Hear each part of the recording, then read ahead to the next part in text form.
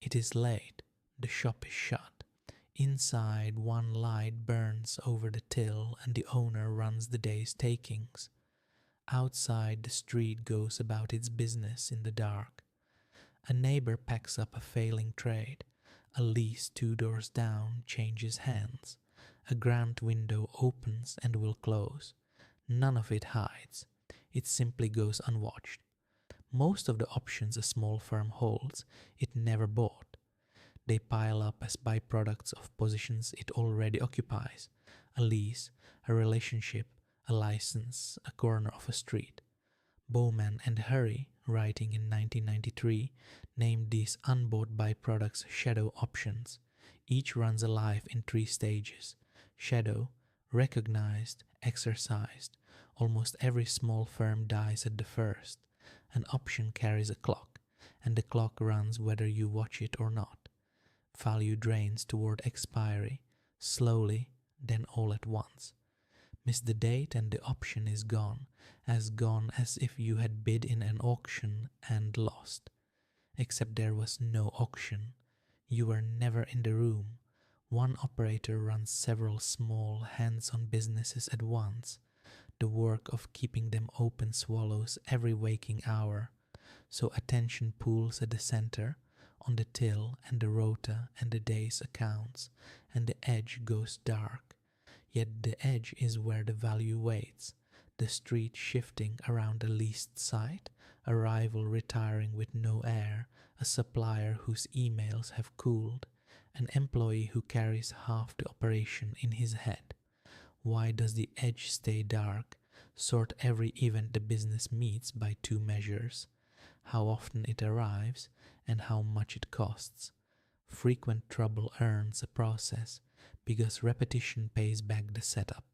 Rare and cheap you ignore, and rightly, but rare and severe fall straight on the owner, because rarity rules out routine. No process ever forms there. That cell is the hunting ground. 2 facts pry this cell open. First, what is rare for you is common for the corpus. A model pools rare cases the way an insurer pools rare losses and gives at almost no cost what a lawyer spreads across hundreds of clients. Second, the upside runs savagely skewed. Scherer and Harhoff, across 8 datasets of innovation returns, found the top 10 of cases carried between 48 and 93% of all the value. A few bars tower, the rest barely clear the floor. The size of that rare and severe cell was never fixed by nature. 2 prices set it: the price of staying alert and the price of building a process. Both have just collapsed. Cheap attention moves events into watched. Cheap process moves them into handled. The cell closes from both sides at once. So the highest return AI here is not the automation of frequent work and not a dashboard the owner never opens. It is a recognition engine, and it runs a fixed circuit. It scans the public but unread, the registries and notices and contract dates. It triages what it finds. It prices the few that matter. It prepares the move, the draft, the application.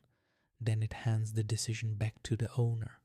A dark field, one lit shopfront at its center, the owner's attention a narrow beam fixed on the work. Then the positions nearby start to glow, each an option, each with a clock counting down. The engine does one thing: it raises the ambient light. The edge turns legible, and the options stay yours, because you saw them while they still lived. Recognition is the bottleneck on both tails, in both directions.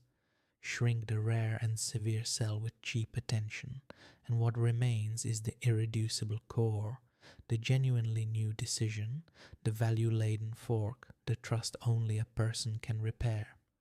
That core is what the word owner ought to mean.